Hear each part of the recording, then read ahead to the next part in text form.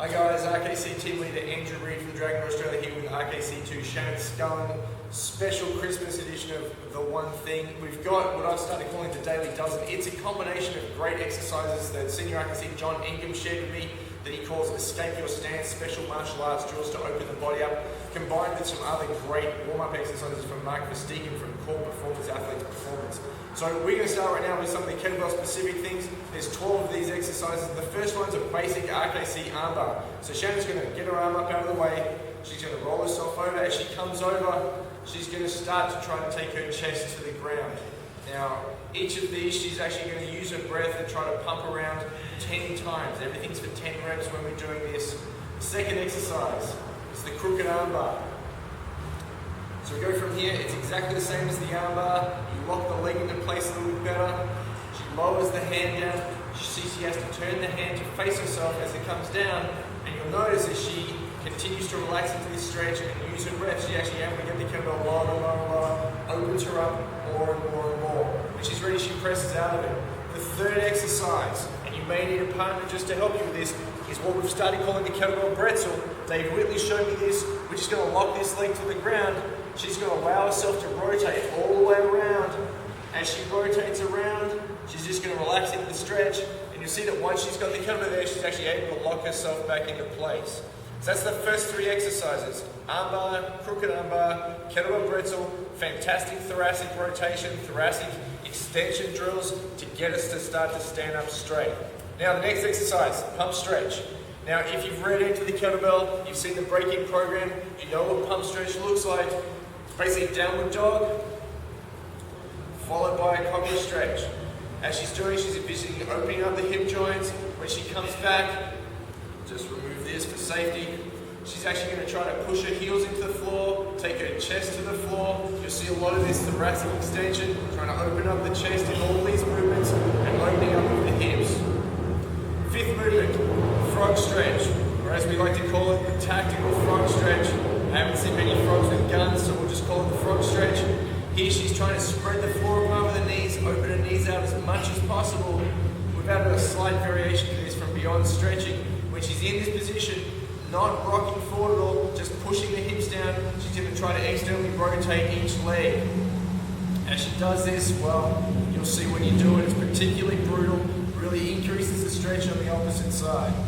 So, we've got the frog stretch, we've got a little bit of external rotation going here in our variation of the frog stretch, and the sixth exercise now, the Cossack stretch.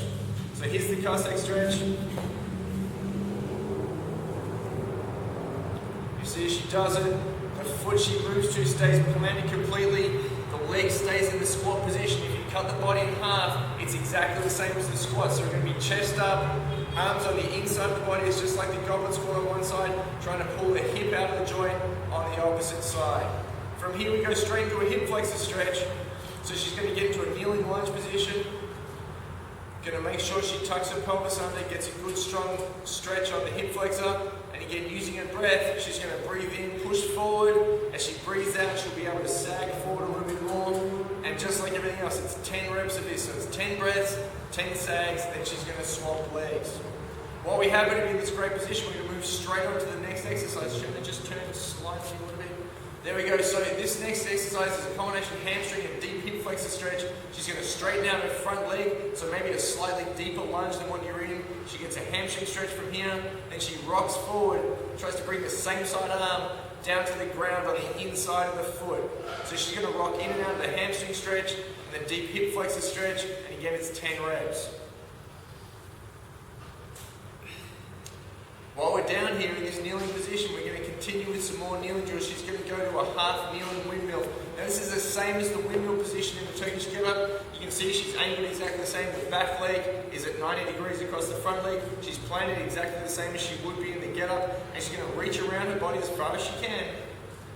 And then concentrate on opening her chest up. As she comes back around, she's not concentrating on taking the arm to the roof. She's concentrating on rotating her chest up towards the roof as much as possible.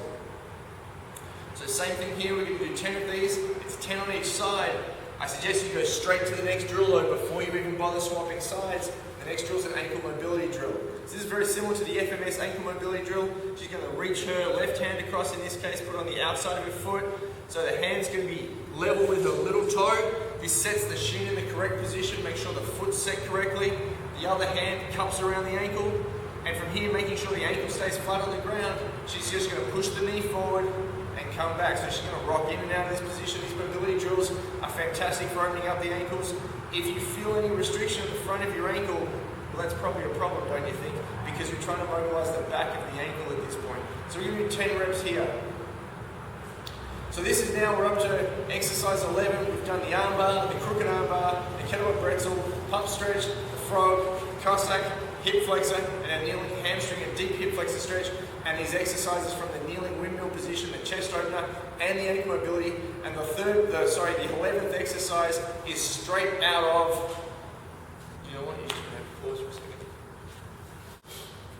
Now we just had to move things around a little bit because we have to go to standing. Our 11th exercise is a chest opener straight out of the Resilience DVD set. It looks like a tricep extension. It's a great elbow exercise to heal the elbows up.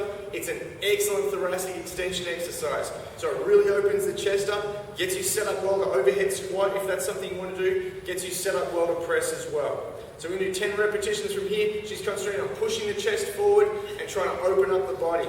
Our last and final exercise, it has to be the get up. The get up's going to cement everything into place that we need. It's going to solidify all the mobility that we've just developed from all those other drills, and it's going to allow us to start feeling how the body's actually responding to load while we're training. So while we're doing the get up, we're going to focus on making sure that we're all chest up, shoulders down and back. That's why we've just done all those exercises. Allows us to open up. There should be no movement of the down leg when she goes to sit up because the hips should be nice and stretched out. Remember, static stretching of the hip flexors will actually deactivate them slightly, and she's going to make sure that everything's working properly.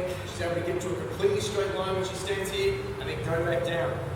All these positions, we've actually practiced these during all our warm-up drills, and we should be able to cement them into place by adding load. Remember, the fastest way to make sure that you cement a movement is to add load. So if you've got good movement, that's fantastic. If you've got bad movement, try these daily dozen, then cement it into place with the final exercise. That's our special Christmas one thing. We'll see you next time.